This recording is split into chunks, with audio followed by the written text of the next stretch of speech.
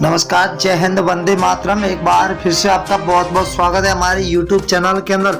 आपको बता दें कि कर्नाटक के अंदर विधानसभा चुनाव का बिगुल बज चुका है। आज से सिर्फ 5 दिन के बाद विधानसभा के चुनाव है और 10 मई को विधानसभा चुनाव से पहले आपको बता दें कि कर्नाटक की सियासी रणनीति में भूसाल आ चुका है। अब कर्नाटक के अंदर किसकी बनेगी सरकार, वो सबसे बड़ी आम बात देखने को मिल सकती है। अगर हम ताज़ा अपडेट की बात करें तो कर्नाटक के अंदर बीजेपी और कांग्रेस को कड़ी टक्कर देखने के लिए जेडीएस ने अब की बार अपना मोर्चा तैयार कर दिया है। परंतु आपको बता दें कि जेडीएस ने अब की बार ये तैयारियां शुरू कर दिया कि 224 सीटों पर अपने उम्मीदवार उतारकर एक बार सभी पार्टियों को चौंका देने का ये निर्णय लिया है। परंतु आपको बता दें कि 2018 की तरह अगर बात करें तो 2018 में जेडीएस ने कांग्रेस के साथ गठबंधन किया था और सरकार बनाई थी। अब की बार अगर 2023 की बात करें तो बीजेपी और कांग्रेस के बीच में कड़ी टक्कर देखने को मिल सकती है। वही जेडीएस किसका खेल बिगाड़ेगा वही देखने के लायक हो सकता है। 224 सीटों का सबसे बड़ा ओपिनियन पोल निकल के आ चुका है, जो सी वोटर टीम नाउन और फलोदी सट्टा बाजार ने चुनाव से पहले जारी किया सबसे बड़ा ओपिनियन पोल। अब किसकी बनेगी सरकार, कौन मारेगा बाजी, ये सबसे बड़ी अपडेट हम आपके बीच में आज लेकर हाजिर हुए। हर एक सीट के बारे में आपको बताएंगे कि कौन सी सीट किस पार्टी को मिलती हुई दिखाई दे रही है। सबसे बड़ी अपडेट कर्नाटक विधानसभा क्षेत्र की चुनाव से ठीक 4 दिन पहले का सबसे बड़ा ओपिनियन। सीटों में से पहली सीट की अगर मैसूर जिला, जहां पर कुल 10 सीट है, 10 में से बीजेपी को 3, जेडीएस को 2, कांग्रेस को 7 सीट मिल रही है, तो अन्य को यहाँ पर 0 सीट पर मिलता हुआ दिखाई दे रहा है।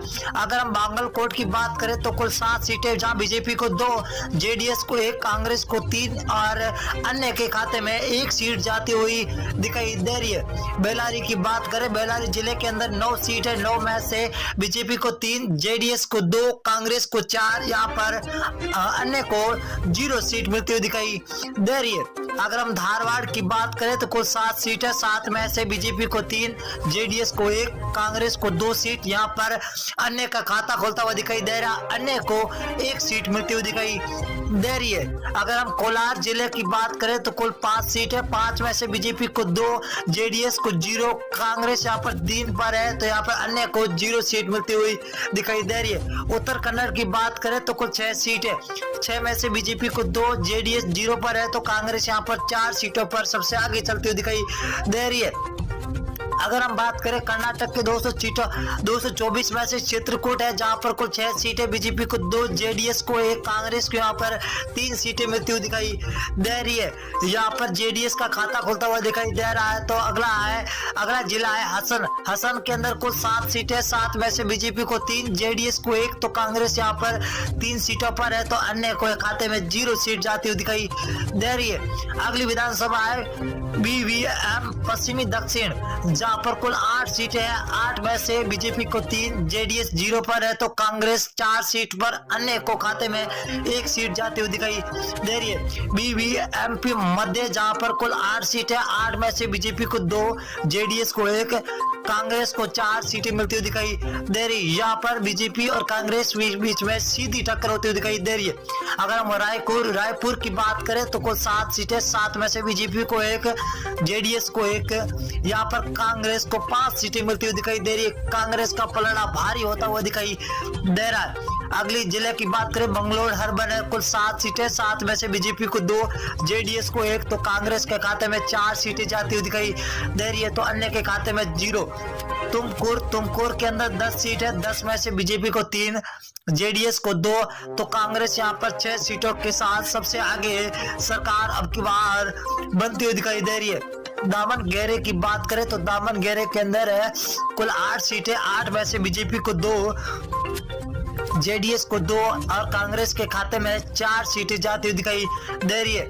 अगर बेलगाम की बात करें तो 18 सीटें, ये बहुत ही बड़ी विधानसभा है, कुल 6 सीटें, 6 में 18 है, 18 बीजेपी को 6, जेडीएस को 2 और कांग्रेस को 9 सीट मिल रही है, तो अन्य के खाते में 0 जाती हुई दिखाई दे रही है। बीवीएमपी उत्तर, इसकी बात करें तो 8 सीटें, कुल 8 में से बीजेपी को 1, जेडीएस को 1, कांग्रेस के खाते में 4, तो अन्य के खाते में 2 सीटें जाती हुई दिखाई दे रही है। शिमोगा की बात करें तो कुल 7 सीटें, 7 में से बीजेपी को 2, जेडीएस 0 पर है।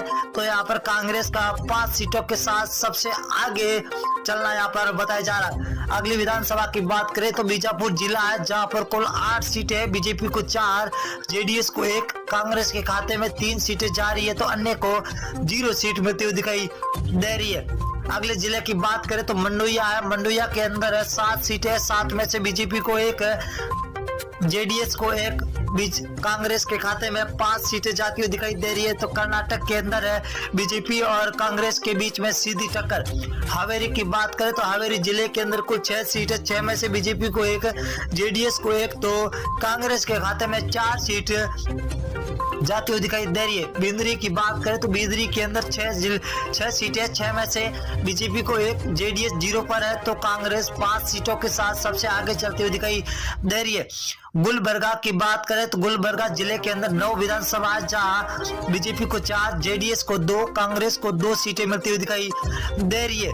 अगली विधानसभा की और बात करेंगे तो चिकमगलूर है, जहां पर कुल 5 सीटें, 5 में से बीजेपी को 3, जेडीएस को 1, तो कांग्रेस को 1 सीट मिलती हुई दिखाई दे रही है।